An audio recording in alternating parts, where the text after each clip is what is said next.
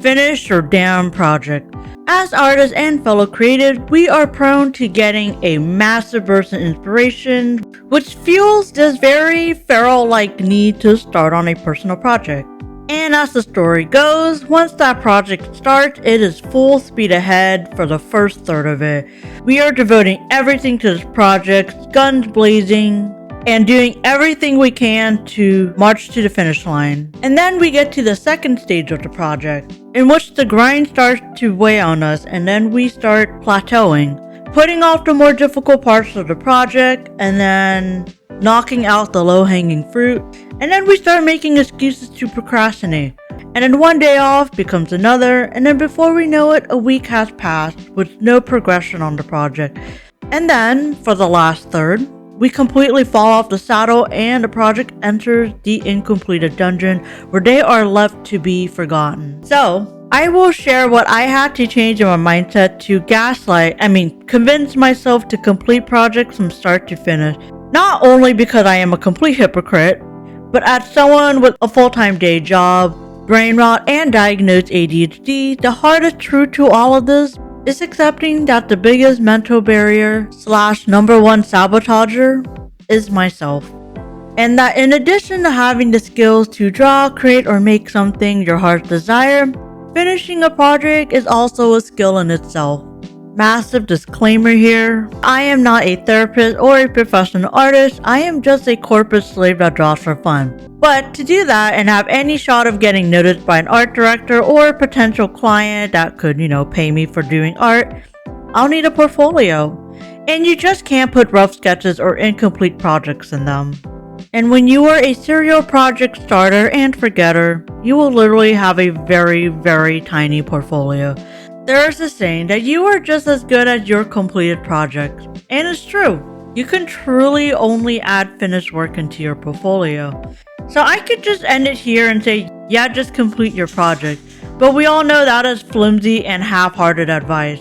So, the first mindset change wasn't just completing your project, but to view each project as a hands-on learning experience. In the world of hustling and trying to stand out on social media, it is very tempting to jumpstart on a project based on perceived external validation, such as likes, views, engagement, comments. But what happens if you don't get the recognition or metrics you wanted? Is the project deemed a failure? How about if you determine this project to already be portfolio ready before started, or trying to impress a specific art director you had in mind? See how all of these questions exist before you even started on the project? You're overthinking and adding way too much pressure on something that hasn't even existed yet. And most of those what-if questions are honestly completely out of our control.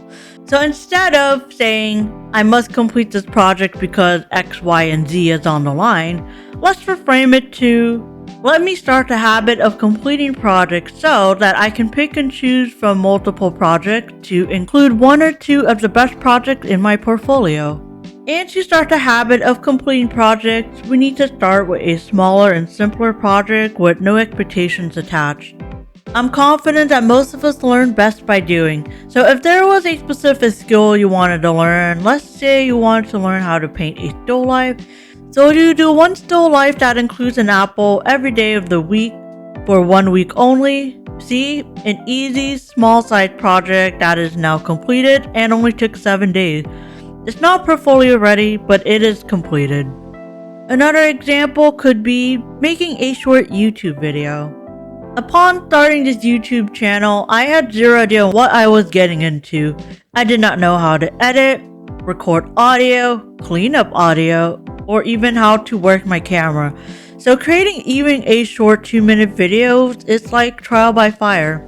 And by the completion of that first video, I can already walk away with newfound knowledge. Starting and finishing a project of any size forces me to scramble to do the thing, and to figure it out as I go. The best time to finish a project was yesterday, and the second best time is today. When you start finishing projects, you will continue to keep finishing whichever ones you start in the future. The second mindset change that ties beautifully after the first one is allowing myself to fail forward. Once the rose-colored lens and the initial adrenaline rush from beginning the project wears off, we peter off into the very long grind stage and feels like a slog. Very similar to already reaching partway through the mountain, super exhausted, only to realize you have a much further climb up ahead. So this is when the inner voice of perfectionism seeps in and causes us to second guess ourselves and every single thing on this project and question if we're truly capable of seeing this project to the end. So it's a given that feedback and criticism can easily be taken personally. So my personal takeaway is allowing myself to have the space to create bad work, to make mistakes. It is easier to learn from making mistakes than to meticulously plan for every single detail in hopes of avoiding and making any mistakes at all. Having these perfectionism tendencies make it very, very stressful to create at all and creates a huge mental barrier that gets in the way of reaching the finish line. After all, we are our own worst critic. But when you do make mistakes, you can always build on top of your pre-existing work and improve on it. It's more difficult to build up on something that doesn't even exist at all. The third and final mindset tweak was to stay focused on one thing at a time and setting a hard deadline. Now, another reason why one can drop a project is because another exciting idea came on the way or another hyperfixation sprung up. It can also be due to adding on way more and more things to the project that just made it unsustainable to complete in a timely manner.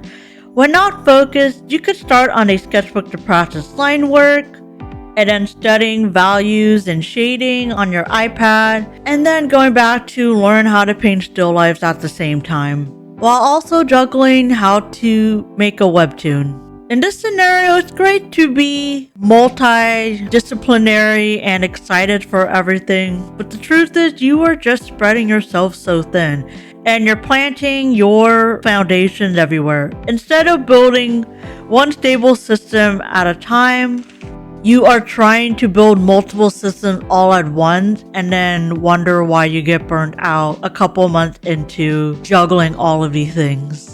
So, when you embark on a new project, just have it focused on one thing, and then you can move on once the project is completed. Remember, a project is not completed when it is 50% done, 75%, or even 95% done.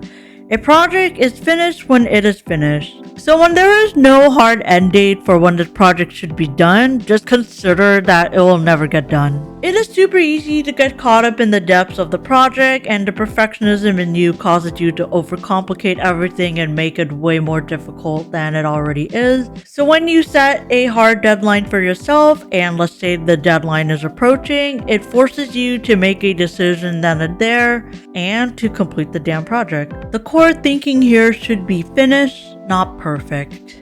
If you want to strive for perfectionism, it would probably serve you better to finish the first iteration of your project, and then you can build up on that afterwards and spend time polishing and refining everything. That's all for me in terms of yapping about finishing your work. Now, I do have a couple of loose ends from projects I started this year, and I will spend the next 2 months taking my own advice and working on completing them. As always, thank you so much for watching my video.